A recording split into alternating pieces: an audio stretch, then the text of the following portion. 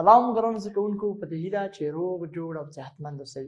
ګرانو زده کوونکو، بیا هم زه ستاسې د پښتو د ژبې ښوونکی هلال احمد مهرس یم. ګرانو زده کوونکو، زموږ د نن ورځې درس دی مخ، 14 مخ دی سې ثور. ګرانو زده کوونکو، خپل پښتو کتابونه مو خلاص کړئ. د لومړي ټولګۍ پښتو کتابونه خلاص کړئ.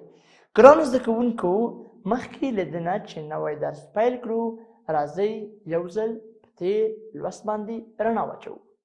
ګرانو زده کوونکو، زموږ تېر لوست څه شی و؟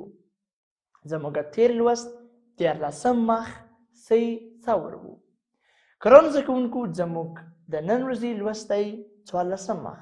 راځئ یو ځل په 14 مخ باندې رڼا واچوو، یو ځل بیا هم تکرار کړو تر څو تاسو ته نور هم روښانه او واضح شي.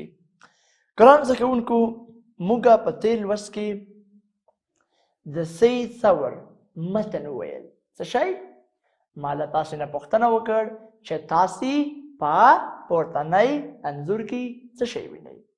همدارنګه آیا تاسې باغچه لرئ؟ دا ټولې پوښتنې وې د 14 مخ چې موږ په ګډه سره حل کړئ. ګرانو زده کوونکو، له هغه وروسته ما تاسو ته د سې ثور د دغې لوست متن وویل او په دغې لوست کې ګرانو زده کوونکو له موږ سره څه شی و؟ وګورئ، په دغې لوست کې ګرانو زده کوونکو سې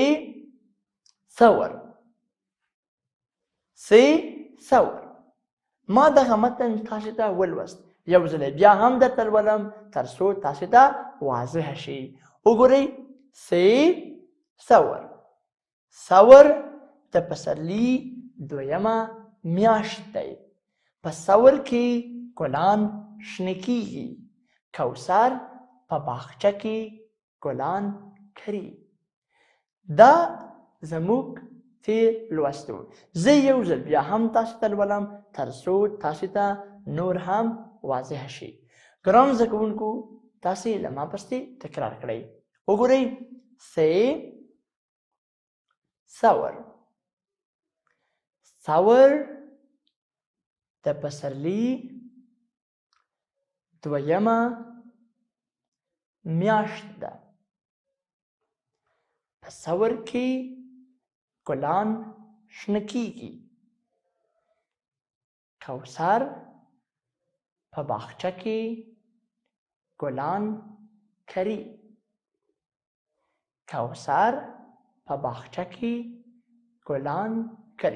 ګرانو زده کوونکو، وګورئ، په دغې تېر لوست کې د تېر لوست په دغې متن کې له موږ سره څو کلمې دي چې په هغه کې د سې توری شامل دی. وګورئ ګرانو زده کوونکو، لومړی کلمه چې له موږ سره په دغه تېر لوست کې وو هغه ثریا دی او په دې ثریا په سې باندې پیلېږي.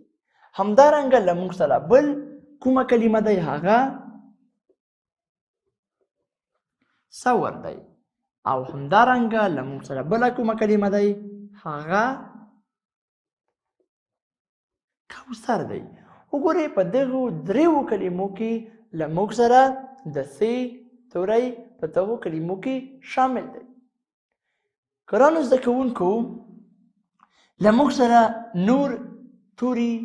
نورې کلمې هم شته دي چې په هغې کې د سې توری شامل دی، لکه جرثقیل.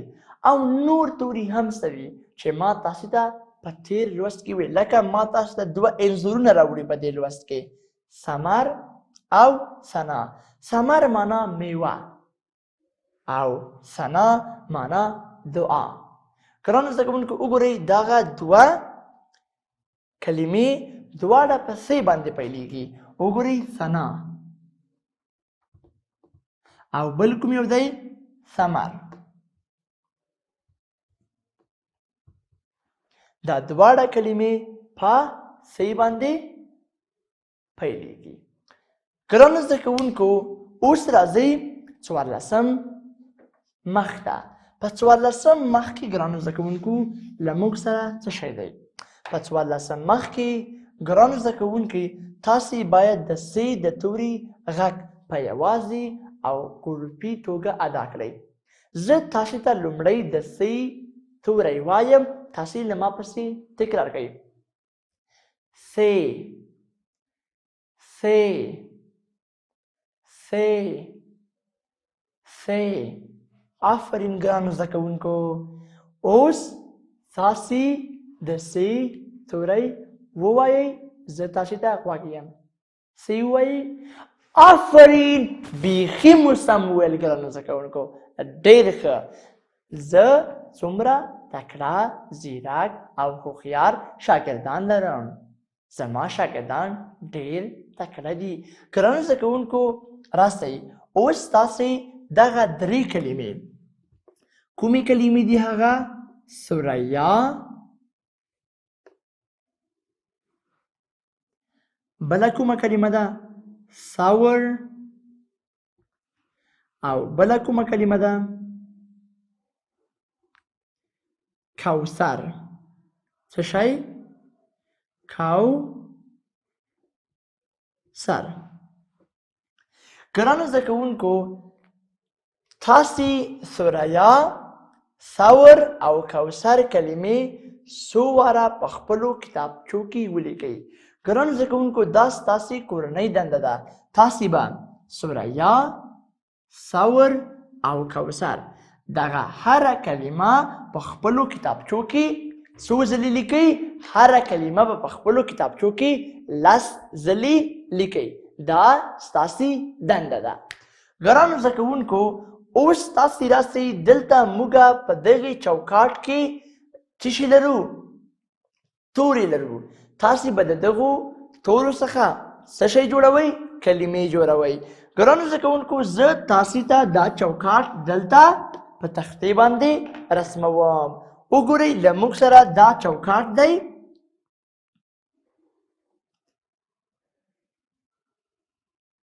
ګرانو زده کوونکو، دا له موږ سره څه دی؟ چوکاټ دی.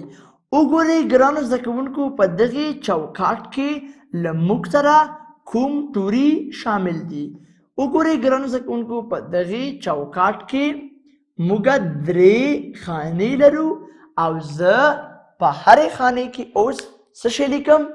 توري لیکم. وګورئ، په لومړی کې زه یو توری لیکم، هغه د سی توری لیکم. په دوهم چوکاټ کې زه واو لیکم او ری لیکم. همدارنګه په دې چوکاټ کې زه ری لیکم او یا لیکم.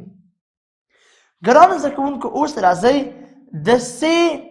د سی توری له دغو دوو چوکاټونو سره یو ځای کوو، او له دې څخه یوه نوې کلمه منځته راځي. وګورئ، سی که له دغې چوکاټ سره یو ځای کړم، نو له دنه چې جوړیږي ګرانو زده کوونکو؟ له دنه وګورئ ګرانو زده کوونکو، له دنه څه شی جوړیږي؟ سی. او له سی سره چې یو ځای کړم ګرانو زده کوونکو؟ واو او ری. که چېرته زه له سی سره ګرانو زده کوونکو څه شی یو ځای کړم؟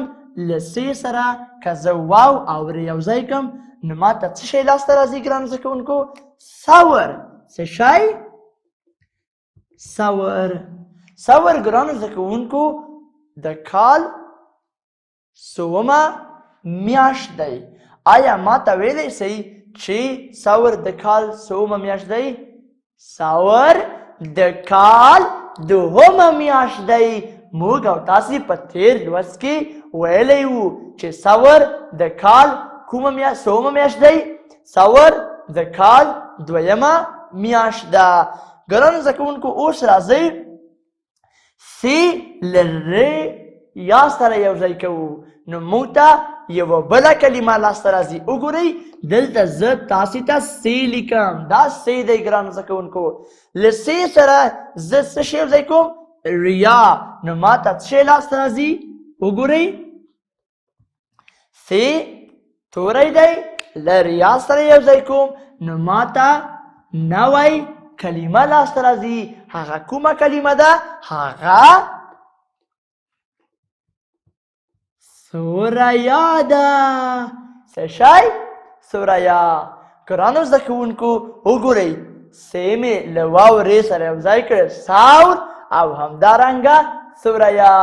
ګرانو زده کوونکو تاسې همدارنګه نورې کلمې را پیدا کړئ چې په هغې کې د ث توری شامل وي او بیا هغه کلمې څه کړئ ګرانو زده کوونکو داسې چوکاټ ورته جوړ کړئ او له هغه نه نوي کلمې جوړې کړئ. ګرانو زده کوونکو اوس تاسې څه شی وکړئ؟ تاسې به داسې کلمې را پیدا کوئ چې په هغې کې څه شی وي؟ په هغې کې د ث توری شامل وي. ګرانو زده کوونکو زه تاسې ته یوه کورنۍ دنده درکوم. ستاسې کورنۍ دنده څه شی ده؟ تاسې به د ث توری په خپلو کتابچو کې 10 ځلې لیکئ. تاسې د ث توری په خپلو کتابچو کې 10 ځلې ولیکئ. ګرانو زده کوونکو دا ستاسې کورنۍ دنده ده. پوهېږئ زه تاسو ته ولې کورنۍ دنده درکوم؟ ځکه زه په تاسې باندې باور لرم چې تاسې تل خپل کورنۍ دندې په وخت سره سرته رسوئ. ګرانو زده کوونکو دا و زموږ د نن ورځې لوست. د نن ورځې په لوست کې موږ د ث په توري باندې په ګروپي ډول باندې کار وکړ. همدارنګه د سوریا، ثور او کوثر کلمې مو ولیکلې او د هغه غږونه مو وویل او تاسو ته مې کورنۍ دنده پکې درکړه. ګرانو زده کوونکو همدارنګه له بیلو تورو څخه یو نوی توری مو لاسته راوړ. دا زموږ د نن ورځې درس و. ګرانو زده کوونکو موږ په دغې لوست کې د ث د توري په غږ باندې، په شکل باندې، په بڼې باندې او همدارنګه د ث د توري په لیکلو باندې تمرین وکړ. ګرانو زده کوونکو پوهېږئ چې تاسې د ث توری په بشپړ توګه زده کړ. ګرانو زده کوونکو دا و زموږ د نن ورځې لوست. په دې هیله چې تاسو ته ګټور تمام شوی وي او تاسې ډېر څه زده کړی وي. تر بیا درسه پورې تاسې په لوی رب سپارم. ښه ورځ. د خدای په امان.